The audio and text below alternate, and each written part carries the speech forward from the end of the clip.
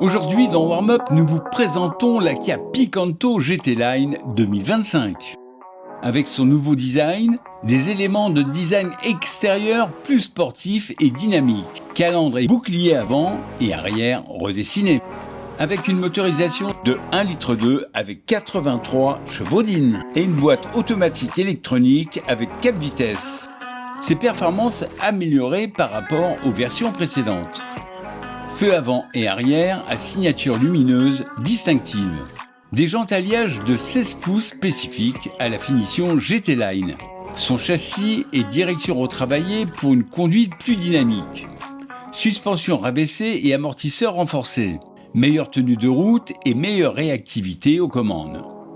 Pour l'intérieur, volant et paume de levier de vitesse gainée de cuir, système multimédia avec écran tactile de 8 pouces, conservant ses atouts de praticité et de maniabilité en ville.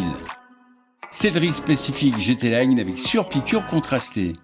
En résumé, la Kia Picanto GT Line 2025 se positionne comme une version plus sportive et plus équipée de la citadine coréenne.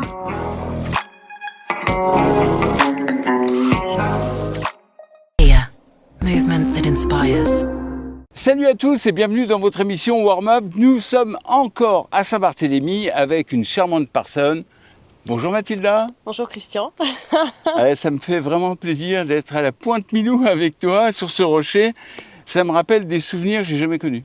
Bien sûr, c'est vraiment un plaisir aussi pour moi d'être là avec toi parce que je crois que c'est le lieu sur cette île que j'aime le plus. Ah, moi aussi. Donc c'est incroyable. C'est rigolo, Bon. c'est un chouette lieu de rencontre. Pourquoi on t'a invité sur notre émission aujourd'hui? C'est simple.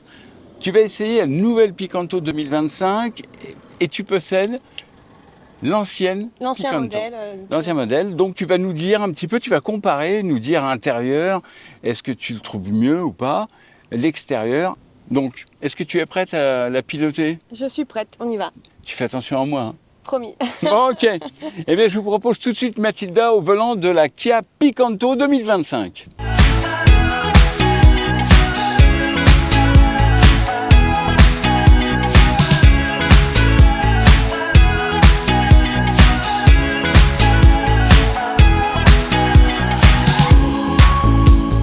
Bon, alors, sinon, parle-nous un peu de ton bateau, parce que tu m'as dit que tu avais un bateau. Alors, c'est quoi comme bateau? Alors c'est rigolo parce que j'ai eu la révélation tout à l'heure quand je te montrais les gros voiliers qui me passaient dans le dos. C'est vrai. Je me suis dit pourquoi je n'inviterais pas Christian sur mon bateau. Mais non. Dans mon univers.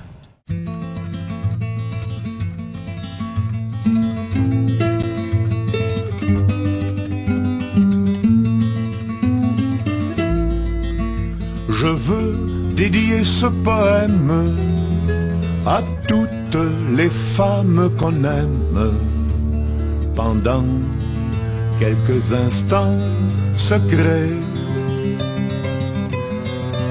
à celles qu'on connaît à peine, qu'un destin différent entraîne et qu'on ne retrouve jamais.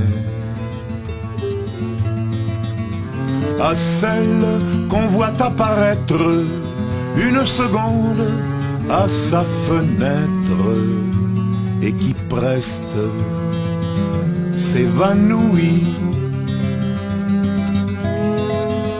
mais dont la svelte silhouette est si gracieuse et fluette qu'on en demeure épanoui. Ma vie est en pleine transition depuis que j'ai mon bateau et depuis que j'ai un pied sur l'eau. Voilà, c'est un milieu qui est vraiment apaisant, qui permet de contrôler un peu ses émotions ou de mieux les diriger en tout cas. Et j'invite tout le monde à se rapprocher de ce qu'ils aiment et de ce qui les intrigue. La main. Alors déjà, tu vas me dire un petit peu ton ressenti par rapport à la tienne. Parce que c'est une ancienne version, tu as. Oui. Là, c'est une nouvelle. Et donc, tu as vu l'intérieur, il est complètement changé. Eh ben, on est sur un intérieur qui est très, très moderne. Hein. Comparé à la mienne, qui va être, en plus, qui a beaucoup roulé sur cette île un petit peu cabossée. Ben là, je sens que au niveau des freins, des amortisseurs, elle est bien plus C'est une voiture performante, neuve, quoi. quoi, hein, Ah oui, déjà. ça se sent bien sûr. Et l'esthétique du tableau de bord, par exemple, par rapport au tien? Ah bah là, on est sur quelque chose de très moderne, quoi. On a un joli écran. Ah ouais, c'est un écran 8 pouces. Voilà, donc on a un bel écran, même tout est numérique là au niveau du kilométrage et du tableau de bord, donc c'est assez moderne. C'est vrai que j'ai plutôt l'habitude des choses plus rustiques, mais c'est finalement pas désagréable. D'accord. Alors il faut que je te dise que par rapport à la tienne, elle est plus longue d'1 centimètre. Ils ont voulu favoriser l'empattement pour les passagers arrière pour qu'ils aient un peu plus de place. Alors pourquoi tu as choisi une Picanto? Alors, c'est plutôt elle qui m'a choisi. Hein. Bon, c'est une voiture qui est quand même assez classique sur l'île de Saint-Barth. Ouais. Parce que certainement ce sont des petites voitures robustes et efficaces. La mienne est manuelle. C'est assez rare sur l'île, finalement. On trouve pas mal de voitures automatiques, comme celle-ci d'ailleurs. Ouais. Et une fois de plus, c'est pas si désagréable que ça pour les reprises et dans les côtes, etc. Pourquoi une Picanto? C'est vrai que ce sont des voitures assez accessibles, même financièrement, disons. D'accord. Et moi, elle fonctionne très bien, j'ai jamais eu de soucis. C'est rigolo parce qu'on trouve aussi beaucoup de Mini à Saint-Barth. Alors ce sont des voitures très basses et très souvent les Mini ont des problèmes au niveau Des bumps. Voilà.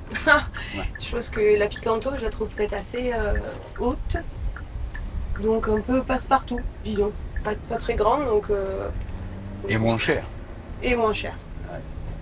Et pourtant, je crois que c'est les Mini ici qui sont le plus immatriculés. La voiture la plus vendue. Ah oui, bah oui, c'est exactement ça. Je sais pas, c'est rigolo. C'est peut-être une espèce de mode. Je sais pas trop comment interpréter. Ouais. Comme les mini-mocs aussi, notamment, qui sont assez emblématiques de l'île. Donc voilà. Moi, je suis native et originaire de Guadeloupe, D'accord. donc pas très loin finalement. Et je ne connaissais pas du tout Saint-Barth. Et voilà, j'ai ma sœur qui habite sur l'île. D'accord. Et je suis venue ici un peu par hasard après le Covid, parce que l'île continuait de vivre. Et ce n'était pas le cas partout. Et voilà, me voici débarquée à Saint-Barth pour pratiquer ce que je sais faire de mieux. Bah alors tu fais quoi exactement pour le job? Alors moi, je suis assez polyvalente, mais mon métier premier, c'est la cuisine. D'accord. Je suis cuisinière, disons. T'es chef ou... Je suis. Alors voilà, j'ai mis longtemps à admettre d'être appelée chef. D'accord. Mais effectivement, je suis chef privé dans les villas. Donc ici, beaucoup de villas sont louées à la semaine, sur des plus ou moins longues périodes, et ainsi que tout le personnel qui va avec. Donc ça va de la femme de ménage, on va dire au chauffeur si nécessaire, et le chef. Le chef intervient, donc moi je suis là toute la journée et je leur fais petit déjeuner, dîner et bien plus encore. Ça c'est mon travail principal sur l'île. D'accord, mais je crois que tu fais aussi des traversées, non? Sur des bateaux. Alors voilà, ça c'est un mouvement, je sais pas si tu vois un peu cette vue magnifique là. Super beau. Ouais. Parce qu'il y a peu de Là, vent. il faut dire aux téléspectateurs, on est à Pointe-Milou. On est à Pointe-Milou, c'est l'une des zones de l'île où on est le plus au nord et notamment exposé au vent. Donc c'est un... Moi j'aime beaucoup cette partie de l'île qui est assez sauvage et intense, disons. J'aime beaucoup la mer et elle me permet d'associer mes deux savoir-faire, donc parce que entre temps j'ai passé mon diplôme de matelot, mes formations pour devenir matelot. Ah bon? Ça fait pas tout à fait 2 ans. Ça sert à quoi en fait? Alors, bon, pour travailler sur des bateaux, la règle d'or, c'est la sécurité, Ouais. avant tout. Et donc, voilà, la formation de matelot dure pas tout à fait 3 mois. Et il nous apprend, c'est très varié et très vaste, mais on nous apprend beaucoup voilà, la sécurité, comment agir ou interagir à bord. Les règles de bar, parce que c'est un sacré code de la mer, hein, de conduire un bateau, il y a plein de choses à savoir. Tu as vu les grosses voiles là, c'est la Ouais, Bucket, c'est super. c'est la Bucket Regatta qui est en train de se préparer et ils font leurs entraînements aujourd'hui. Donc il y a de sacrément jolis bateaux. En parlant de... Je crois que tu vas partir peut-être 2 mois, non? C'est ça? Oui, je m'en vais. C'est un rêve, ça, non? C'est assez fantastique là. Je remercie un petit peu tous les cadeaux que la vie est en train de me faire. Mais j'ai cette opportunité pour partir aux États-Unis, D'accord. notamment sur toute la côte ouest de la Californie, en partant de San Francisco jusque sur la côte ouest du Mexique. Et pour travailler sur un merveilleux bateau qui est un gunboat. Ce sont des catamarans de course assez fantastiques. Et je serai chef à bord. Voilà, je serai chef et matelot. Alors Mathilda, comment tu trouves cette voiture? Eh ben, je l'ai trouvée très, très agréable. Elle a tout ce qu'on cherche dans une voiture, c'est-à-dire un volant et 4 roues. Ouais. Blague à part, c'est une très belle voiture, assez design à l'intérieur. On n'a pas parlé de son petit toit ouvrant en plus tout à l'heure. Ah oui, c'est vrai. Qui peut nous permettre d'en plus observer les belles nuits étoilées. Ou d'attraper un coup de soleil. Ou d'attraper un coup de soleil, un coup d'amour. Non, c'est une très bonne voiture. Je pense que pour une île en plus comme Saint-Barth, elle est tout à fait adaptée, pas trop basse, passe partout. Je la trouve très bien. Alors, il faut préciser une chose, c'est que ta génération de Picanto, c'est la voiture la plus volée à Saint-Martin. Et la nouvelle génération, elle est quasiment inviolable. D'accord. Parce qu'il y a un nouveau système. Et donc, rassurez-vous, vous pouvez racheter une Picanto aujourd'hui, on ne va pas vous la voler. C'est pas comme les anciennes où les voleurs, ils avaient le système pour rentrer, tac, démarrer, partir. Là, ils ont fait un autre système et donc elle est carrément inviolable. Ok, bien, je te remercie d'être venu dans notre émission Warm-Up. Je vous donne rendez-vous dans un prochain Warm-Up. En attendant, ne buvez pas d'alcool avant de prendre le volant et ciao, ciao!